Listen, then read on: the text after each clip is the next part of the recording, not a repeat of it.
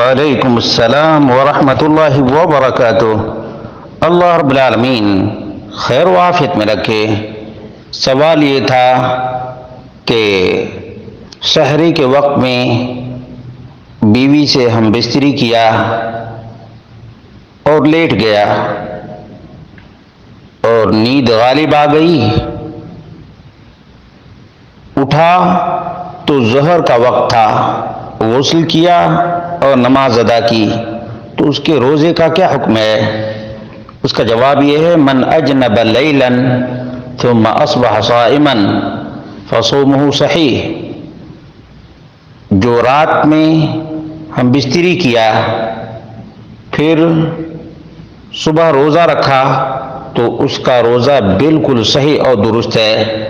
ولا قضاء علیہ عند الجمہور، اور جمہور علماء کے نزدیک اس روزے کی کوئی قضا نہیں ہے۔ دلیل یہ ہے کہ ام المومنین عائشہ اور ام المومنین ام سلمہ کا بیان ہے، قالتا نشہد علی رسول اللہ صلی اللہ علیہ وسلم ان کان لیصبح جنوبا، ہم اس بات کی گواہی دیتی ہیں کہ اللہ کے رسول صلی اللہ علیہ وسلم رات میں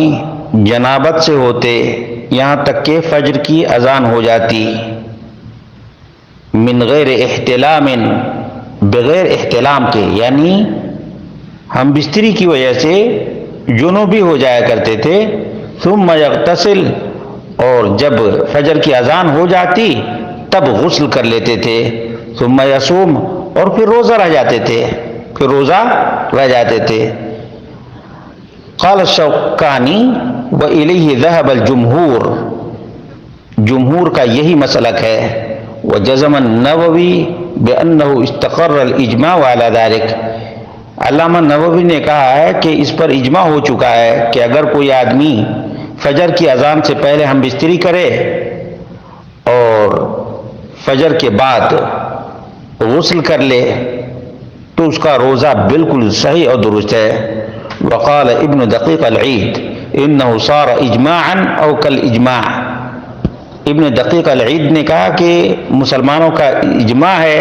یا اجماع کی طرح ہے، الموسوعہ الفقہیہ جلد نمبر 28 صفحہ نمبر 63۔ معلوم یہ ہوا کہ ان لوگوں کی غلطی یہ ہے کہ یہ لوگ سو گئے،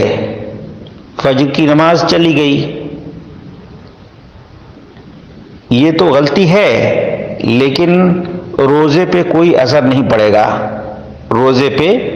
کوئی اثر نہیں پڑے گا، ان لوگوں کا روزہ بالکل صحیح ہے اور بالکل درست ہے، مسلمانوں کا اس پر اجماع ہے، اور ام المومنین عائشہ اور ام سلمہ کا بھی واضح ترین بیان ہے کہ اللہ کے رسول صلی اللہ علیہ وسلم فجر کی اذان سے پہلے ہم بستری کرتے اور فجر کی اذان کے بعد غسل کرتے پھر نماز ادا کرتے تھے، تو ایسے ہی کرنا چاہیے تھا، لیکن نیند غالب آ گئی، یہ لوگ اٹھے تو ظہر کا وقت ہو چکا تھا۔ بہرحال روزہ صحیح اور درست ہے جمہور علماء کے نزدیک۔